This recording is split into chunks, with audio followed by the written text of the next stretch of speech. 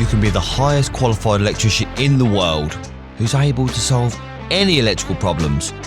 But without someone to solve that problem for, what's the point? I know that there's a lot of people out there, probably listening to this also, that are a lot more qualified than me in the electrical trade. And doing this podcast, I do meet a few, because a lot of them comment on the videos that I put out there across social media where they quote like the regs numbers and the guidance note numbers. And I understand, it's brilliant knowing your stuff and knowing everything about the electrical trade, the guidance notes and the regulations. But when building a business for yourself, there's probably a few extra steps that you want to take. And them steps are what they don't teach you in college. They don't teach you in school about business, about working for yourself. They train you to be a good employee. That's what I find. They train you to be a good employee and good at your job. Well, this podcast, I'm going to start telling you the steps that you want to take to run your own business, to be your own boss, with a little bit of an added bonus at the end that'll help you take that next step to go a bit further to help you even more. Welcome back to Toolbox Talks for Electricians, where we aim to load electricians with the tools and skills they need to reduce stress, gain back time, and earn more money in their electrical business. Hello once again, I'm your host, Ben Poulter. Today I'm going to talk to you about how to get customers into your business, because customers are the ones that pay the bills, and for a good reason, because what we do for them, we go around and fix their electrical problems. And we fix them safely, sort of thing. So, like I always say to my customers, I'll fix it to make it last, not to make it work. I want it to last and I want it to do its job, what it's supposed to do, for a long time, not just until you've paid me and I've left the house. So having a constant flow of inquiries and quotes to do is always a good sign. So to get those customers calling, there's a few things you can do. And number one, I'm going to start out with networking.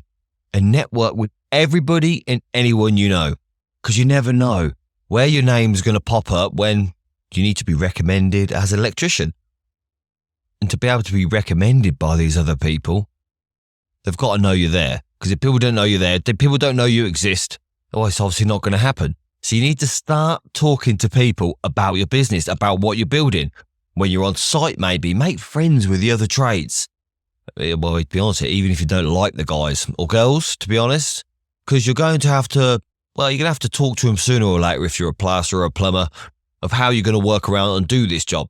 So make friends with them. I used to work on site with other electricians, plumbers, builders and plasterers, all who had their own little area for lunch.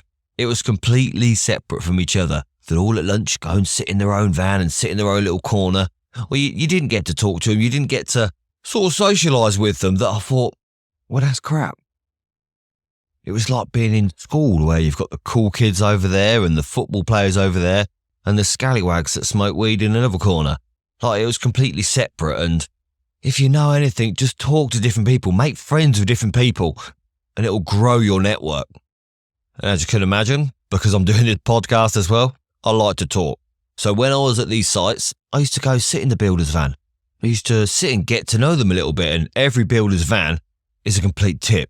So it comes with an added bonus. You don't have to get your muddy boots off to get in the van. You can just sit there covered in crap like the rest of them. Because in my own van, I've got a bit of a carpet. I like to keep it nice and clean. And the good thing about builders on site, they're always forever doing like little private jobs. And they're around a lot of people's houses. So if you could say, I'm a spark man. So if you ever get a job where you need a sparky or electrician, give me a call. I can help you out. So that'll broaden your network to get more work in the long run. And not just the builders and plumbers and electricians on site as well.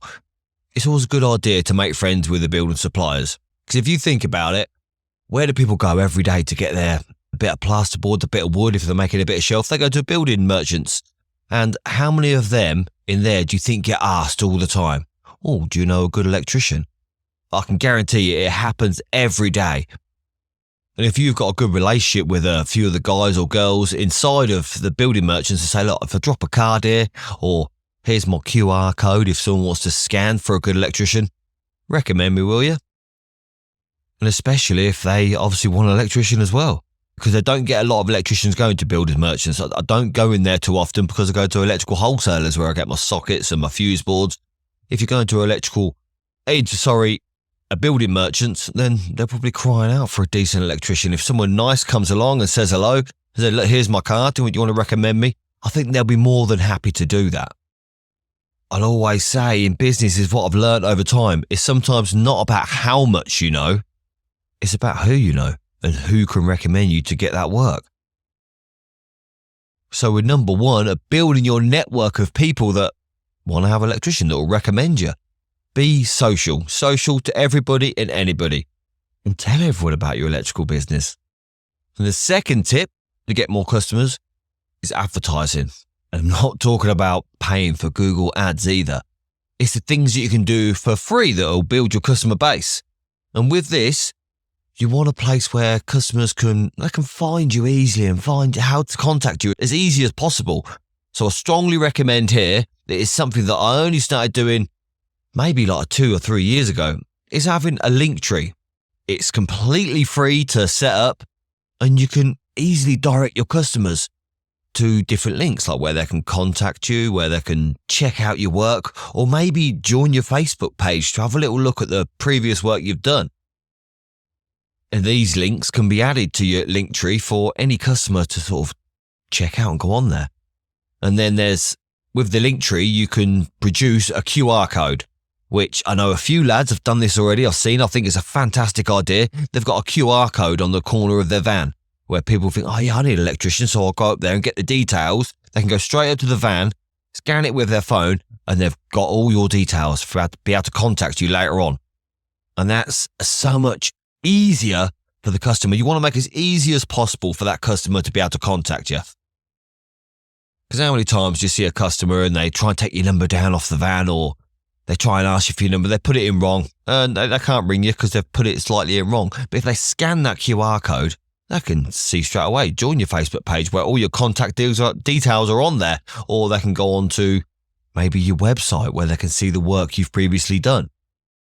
And another little bonus with this link tree, you can send them straight to your Google business page. And that's where, when you've got a customer, you've done a job, you can say, look, if you like the job I've done, do us a favour to help me grow my business. Can you go onto Google and leave me a review? Because the more reviews you get on Google, the better you're going to be pushed to the top. And Google being the number one of the most searched platforms in the whole entire world, you want to be as high as possible on there. Now, number 3, I'm not a huge fan of. It's the Part P certification. But it was brought in for a reason, and the reason is to stop these cowboys going around doing rubbish jobs and leaving things to either catch fire or just leaving things in a complete mess, to be honest. So now, even though you've done your qualifications and you're a fully qualified electrician, you've got to be registered with a Part P competent program or competent scheme. That's what they say, so you can carry out electrical work on domestic premises. So if you're going to be paying them sort of like £900 a year, make sure you get your money's worth. Because I know that NAPIT has a website where people go on there to check, see if you actually are a qualified electrician and you're part of their competent person scheme. I don't know why, but some people value that. They go on there to check you out to say, hey, are you qualified? You can go around people's houses and show them your Sitting Guilds qualifications, and just, it's a bit of a kick in the teeth sometimes where they go, are you qualified? I wouldn't be here, mate, if it wasn't. I've got insurance and I've been doing it for years. The best thing you can do to a customer is be recommended by your previous work, and maybe to show them on your Facebook page or maybe your website of the previous installs that you've done. Because I do believe that there is these courses out there where 3 months' time you're a fully qualified electrician.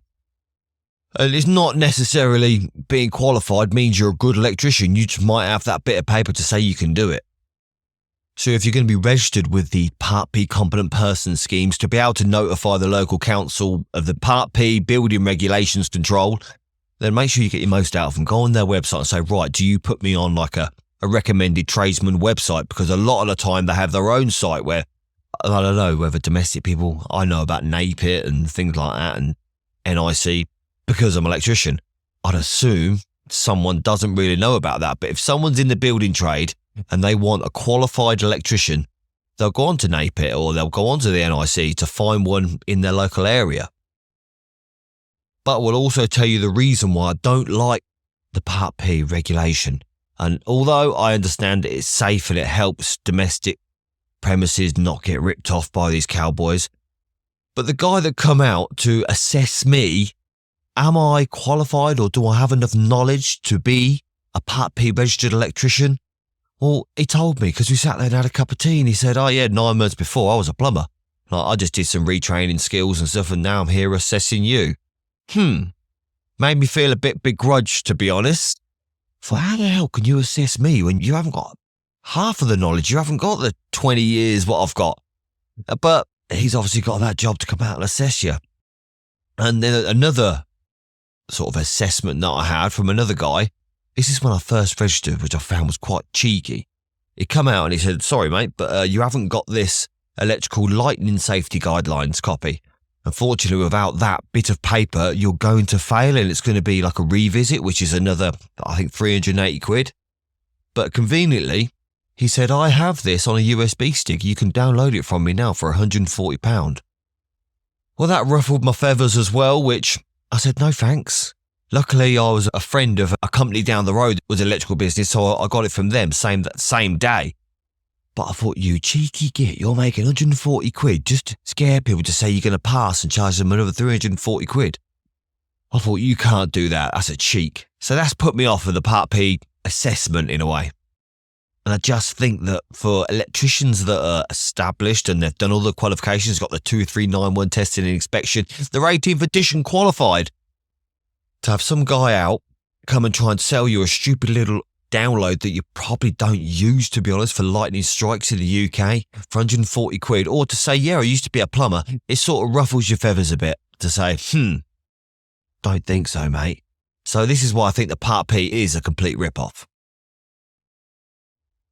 But another way to expand your customer list as you get your name out there when you first started out would be to go to some of these trade websites. I don't know if you've heard of My Builder, Checker Trade, or My Workman. That's just 3 of them. I only know them ones because I registered with them when I first started out.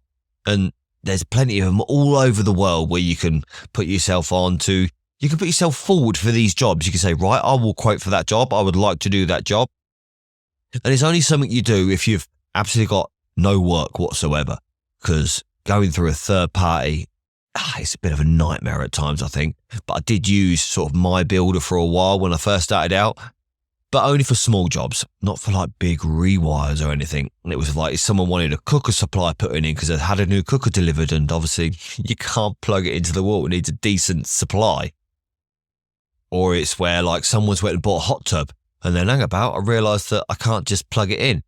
They also need a proper hot tub supply. So these sort of jobs is what I did to get my name out there. And again, to get to know the customers that I was working for, and some of the nice customers, I'd start to talk to them. And so, some of them are pretty nice. You sit down and have lunch. As you may well know, working around people's houses sometimes, they say, hey, Ben, do you want a bacon sandwich? Well, that's a stupid question to me. I will always have a bacon sandwich. It's beautiful. I like getting fed. So the better relationship you have with them customers, you can sit down, you can talk to them, have a cup of tea. They're going to recommend you to their family and friends. And then you may be going to do a job for them. They're going to recommend you to another load of family and friends. It's going to build your customer base up that way. And your reputation is going to get bigger and better.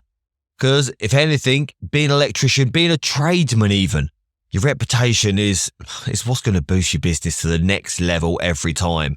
Like how many sort of tradesmen do you know that have, I've had 6 businesses. They've folded and liquidated every year. You think, well, my God, you must just start from scratch every year. It's a nightmare. You don't want to do that. I've never done that. I've started one company and stuck at it. So starting out where you're doing maybe a little doorbell for someone. I need my new doorbell fitted. Yep, you can do that job. You go around there. It can result later on landing like a 15 grand job. And I know this because this is exactly what happened to me over time. I maybe done a job. I don't know if it was a doorbell or maybe a socket. It was a small job. But that person remembered me, called me up, and they wanted a shed load of lighting put inside a massive factory. That turned out as a great job. I hired a cherry picker and everything just to put these 15 grand's worth of light up down these alleyways. It was a good job. So this is what you never know what can come of it. So you got to value your reputation. You got to make sure that your reputation is always good. You leave a good impression with customers because it will do you a huge favour in the long run. And I understand you make mistakes or you might make a mess, but just make sure you correct it. Never try and hide it. Like, not try and walk away and say, well, my problem, not my fault. Like, I had a plumber mate once, he phoned me up and said, Ben, I've done this job and she's not happy with it. What do you think I should do? I said, well, go back and make sure she's happy. Like, I think it was a £90 job. It doesn't matter whether it takes you a day, whether it takes you a week. Make sure she's happy. She's a domestic customer. If she tells her friends that you're rubbish, wildfire. It sort of spreads. If someone says you're rubbish, that's it. Your name's tarnished. Out of all this reputation that you took so long to build up, it doesn't take long to ruin, I can tell you that. Because even sometimes it might not even be your fault. But as I always say to everybody, the customer is always right. Even when they're completely wrong and they're a bloody nightmare. Like, you got to get that motto in your head that the customer's always right. Just make sure you walk away with that customer smiling. So I installed these electrics into a brand new build kitchen it was. And it was a beautiful old stone house. And it was a unique shape, this kitchen.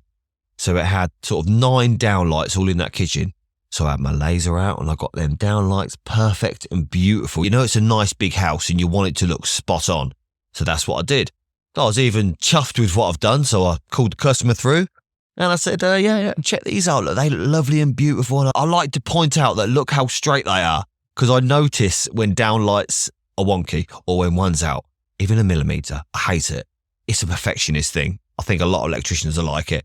But so I pointed it out to her. But she said to me, I wanted one over the sink, one over the fridge, and one in the corner where I was going to put the bin. Ah, right. Yeah, basically the ceiling looked a mess. But end of the day, it's what the customers want. It was their kitchen. I just put the lights safely. It just, in my opinion, it looked a mess.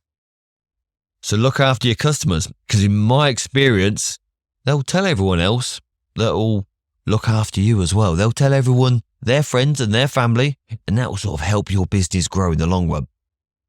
And this podcast is about how to get customers into your business, how to price the job, make sure you get paid, and to help that same customer keep recommending you over and over again.